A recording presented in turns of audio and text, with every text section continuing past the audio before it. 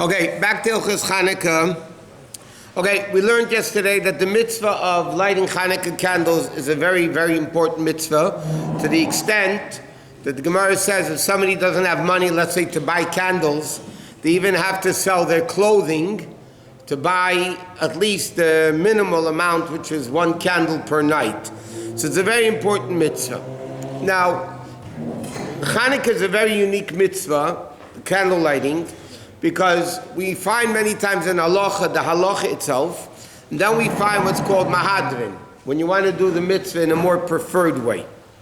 Chanukah is the only mitzvah we find what's called mahadrin mina mahadrin, the best of the best, which means like this. Halachically, what's the mitzvah of lighting Chanukah candles? The Gemara says 1 candle per household each night. That means you have 10 people in the house. The first night you light 1 candle, second night 1 candle, third night 1 candle, 8th night 1 candle. Mahadrin, you want to do it even better. So the Gemara says then every person in the house lights 1 candle each night. So if you have, let's say, 10 people in the house, the first night you're lighting 10 candles, second night 10 candles, third night 10 candles, fourth night 10 candles, and so on. Then the Gemara says, mahadrin mina mahadrin, if you want to do it the best of the best. So then the Gemara brings down an argument between Bais Shammai and Bais Hillel. Bais Shammai says, the first night you light 8, then 7, then 6, then 5, the last night you light 1. Bais Hillel says, no, the first night you light 1, second night 2, third night 3, until you come to the 8th night that you light 8. And here you have a very interesting, we mentioned this every year, but it's a very interesting thing, the Poskim write, that here the Ashkenazim do like the Sfardim, and the Sfardim do like the Ashkenazim. Which means like this, when the Gemara says, there's a thing like this, 1 candle per household per night, that's the din. Better is every person in the house lights a candle 1 per night. Now when the Gemara says mahadrin mina mahadrin, 1, 2, 3. Does that mean every person in the house lights 1, 2, 3? Or only 1 candle in the house, but now you light 1, 2, 3, 4, 5, 6. That 1 menorah per household, but you add candles every night. So it's interesting. Taisus, who's Ashkenazic, Taisus holds that only 1 menorah per household. That means when the Gemara said mahadrin mina mahadrin, it was going on the actual din itself of 1 candle per household per night. So the Taisa says what the Gemara means is the first night you light 1 candle, second night 2 candles, third night 3 candles, but only 1 per household. The Rambam, on the other hand, says that no, everybody in the house lights 1, 2, 3, 4, 5, 6. So it's interesting. The Rambam was Sfardi and Taisus Ashkenazi, so the custom is that the Ashkenazim do like the Rambam, that every person lights 1, 2, 3, 4, 5, 6, and the Ashkenazim do like the Sfardim do like Taisus, that say only 1 candle per household. What? Every adult. We'll come into that in a second. Now, women are chayiv in the mitzvah of Ner Chanukah. Why are they obligated in the mitzvah of Ner Chanukah? Because, as the Gemara says, Afein hayu b'isei hanes. They were also part of the miracle of Chanukah. Not only that, the story of Yehudis, the daughter of the Kohen Gadol, she killed the Greek general, and that caused the Jews to win the war. So therefore, the din is women are obligated in their Chanukah. The custom, though, is that if there's a male person in the house lighting the candles, then the woman doesn't light. She's yaitze from the male person in the house that's lighting the candles. But what happens if a woman lives alone? She has to light Chanukah candles. What? A few women alone. A few women alone, they can either have 1 lighting for everybody and be mates to one another, or they can each light separately. It doesn't matter. Either way. Now, what happens in this din, so to speak? Okay, 1 second. Okay, if a woman leaves... Now, boys start lighting from the age of chinuch, which is like 6 or 7. Boys should already start lighting the Chanukah menorah. The minhag in Chabad is girls don't light the Chanukah menorah. They light Shabbos candles, but they don't light Chanukah menorah. That's the minhag in Lubavitch. Now, what happens if you have a guest in your... Well, now let me explain a very practical, important din, and this is a very important din. You have to light candles in the place where you're going to be sleeping that night. Okay, so let's say tonight's Monday night of Chanukah, let's say, and you're inviting me to dinner. So some people say, okay, I'll light in your house. I'm coming to you for dinner. I'll light the menorah in your house. That's not good because you're going home to sleep. You have to light the menorah where you're going to be sleeping. So you either have to light before you go to their house, and we'll learn the times, the earliest and the latest times you can light. You could either do it then, before or after, but then you're not allowed to really eat before Chanukah lights. So if you have somebody reminding you to daven Ma'ariv and light Chanukah candles, then you would be allowed to. But basically, you can't be Yetzer unless if it's a place where you're going to be sleeping overnight. Now, what happens if somebody is in a house over Shabbos? That's the Poskim discuss. You're in a house over Shabbos, you moved in for Shabbos, and Saturday night you're going home.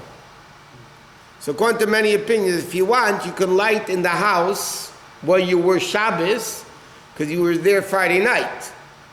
Or you can wait until you go home. If you go home right after Shabbos, then you can light candles in your home. Either one is good.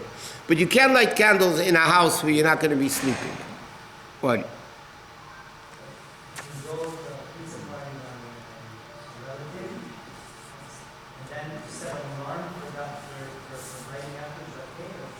And what happens if you fall asleep and don't hear the alarm? You need a person to remind you to light Chanukah candles, and it's not preferred, it's a heter, by the way. It's a heter that if somebody reminds you to light Chanukah candles, then you would be allowed to eat or drink before Chanukah candles. Huh? If you go on with someone bachim for what?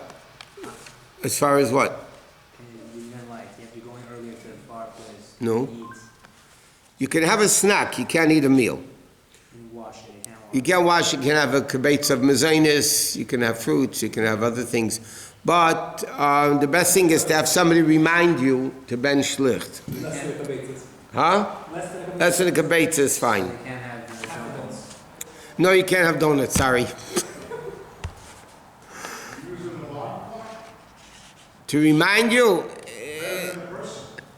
and what happens if the alarm clock doesn't work? Or you're not in the room where the phone is, where your phone is. I don't know, the poskim right, contemporary poskim right, but the evidence good, but the halacha says you have to have a person reminding you. It's not Kabbalah, it's just that you shouldn't forget to do it. Okay, now, it's very interesting. Halachically, they have today very artistic menorahs. And they have them, in different shapes and sizes. And then the candles are not on one equal row. They have ups and downs and all that. So the din is, the actual candles must be on the same row. In other words, you can't have one higher, one lower. They have to be on the same row. The minhag is, the shamis is even higher. The shamis you put higher. The main thing is that the shamis should not be misunderstood as mistaken that it's one of the candles. Because then on the third night you'll think it's the fourth night. So the shamis is higher. There's even a very interesting hint to it. The posuk bring down, Matamai brings down. There's a hint to it in the posuk. There's a pasuk in Nevi'im that says, in Yecheskel, that says, Srafim eimdim mima'aloi. The Srafim stand above the Ifanim, whatever it is. So it says, Loi is Lamed Vov. The amount of candles you light on Chanukah, 1 plus 2 plus 3 plus 4 plus 5, equals 36. The reason why the box of candles has 44, because you have a shamus also. But the actual menorah itself, how many candles do you light in the menorah over Chanukah? You light 36. Srafim means the sreifa, the one that you're using to light the others, and the mima'aloi. stands above the 36. So that, but halachically, as long as it's separate, that you can tell that it's not actually one of the candles that you yotze with that night, then it's fine. So that's the source of the name Serafim, comes from Serfa, burning? The malachim are called Serafim because they burn, yeah. Yeah. They burn up in their enthusiasm to Hashem. No, really, that's why they're called Serafim. Okay, now, the best thing to use is olive oil, because that's what was used in the Beis Hamikdash. If you don't have olive oil, you can have candles. The custom in our circles is that we use oil. The shamis, though, we use beeswax candles. Not regular candles, but beeswax candles. Now, you have to be very careful, especially when it comes to Friday night. The candles have to burn until at least a half an hour after nightfall. That means, let's say, for argument's sake, nightfall is 6 o'clock, and you light the candles 6:05, they have to burn for half an hour. What happens if you lit the candles 5 o'clock? No, it's good, but they have to burn to 6:30. It has to be big enough or the oil has to be long enough to burn at least a half an hour. Even if you light later, it has to burn a half an hour minimum from the time you light. Our custom is 50 minutes. But at least it has to be a half an hour. But if you light the candles at 5 o'clock and 6:30 is a half an hour after nightfall, so then it has to burn to 6:30. Now, what's the earliest somebody is allowed to light Chanukah candles? So then it's called Plaga Mincha. We've already learned Plaga Mincha, which is an hour and a quarter of halachic hours before sundown. Okay? So, just to give you an example, today Plaga Mincha would be... Plaga Mincha would be... no, this is way off. 1701. No. This place says... 501. No. Today, Plaga Mincha is one. Not Plaga Mincha, can be. It's around 3:30 according to 4. I don't know, this thing is... 342. Huh? 3:42. It's between, it fluctuates. So let's say you want to light the menorah. The earliest you're allowed to light the Chanukah menorah would be 3:42. But today, sundown is, wait a second, sundown today is 4:45. So you have to figure a half an hour at least to nightfall, which is 5:15, and half an hour after that would be 5:45. That means you can light the candles at 3:42, but they would have to burn until 5:45. That means they have to burn over 2 hours to be yotze the mitzvah. Now the regular candles that you buy in the box, especially when they're a lot together, they don't burn. They barely burn a half an hour. Huh? The shaila is in halacha, which is not for now, is a shazmani, it's a half an hour. It's a chotish shazmani, it's a not. So it could be a 25-minute, half hour. But the bell, when you have, for Friday night, for sure it's not enough. Because Friday night, you have to light before Shabbos candles. Because once you light Shabbos candles, it's Shabbos. Right? So you have to light before Shabbos candles. So let's say Shabbos Chanukah is, it's going to be 4:30. So you have to light the candles 4:30 or 4:25. They have to burn till 5:45. So the regular box candles are no good. So what the best thing is to do, by the way, if you're using regular candles, you're not using olive oil, the best thing to do for Shabbos Chanukah is to take the Shabbos candles or even tea lights. If you're using candles instead of oil, for Friday night, you should take, let's say it's the 6th night, I don't know, whatever. Take 6 tea lights, because they burn for 4 hours, and then you don't have a problem. But if you can use the regular Chanukah candles that come in a box, it's not going to do anything. You're not going to be yotze the mitzvah. Huh? You need one to be a little higher, but the evidence, if you don't have a shamas at all, you yetzer. Again, if somebody's using oil or candles, they can take tea lights. The shamas doesn't need to last that long. Shamas doesn't need to last that long.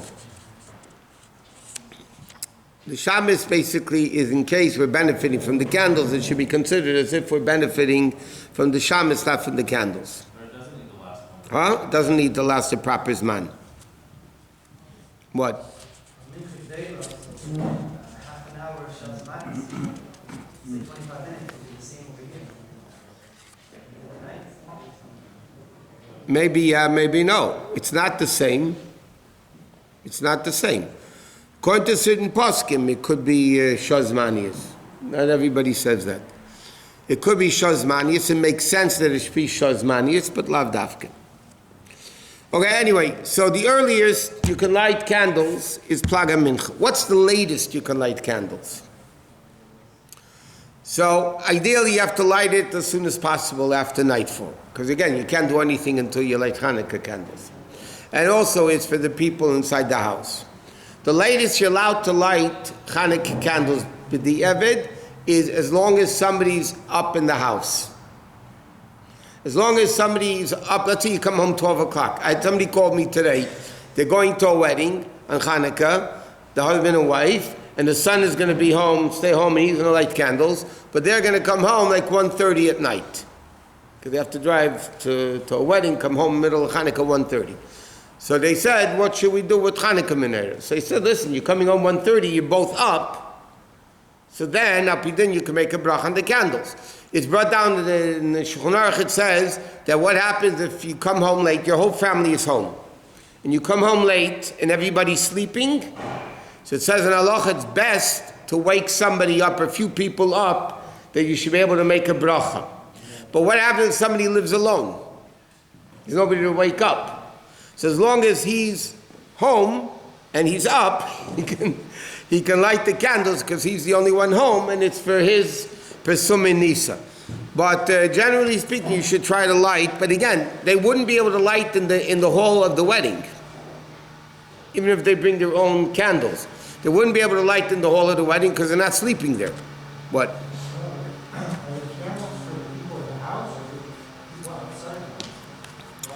So that's a whole discussion. I was going to leave it for tomorrow because now it's a longer discussion. Because where do you light the candles? Do you light it by a window? Do you light it by the doorway? In the time of the Gemara, they lit it al Pesach Bais Din mibachutz, which means, according to the Rashi and the Poskim that write, in the olden days they had like this. They had houses, then they had a big courtyard, like 10 houses open to a courtyard, right? And then there was a door to the courtyard that opened to the street, right? That was a European, you still find something. So but the Gemara says, Pesach Bais Din mibachutz doesn't mean the door of your house to the courtyard.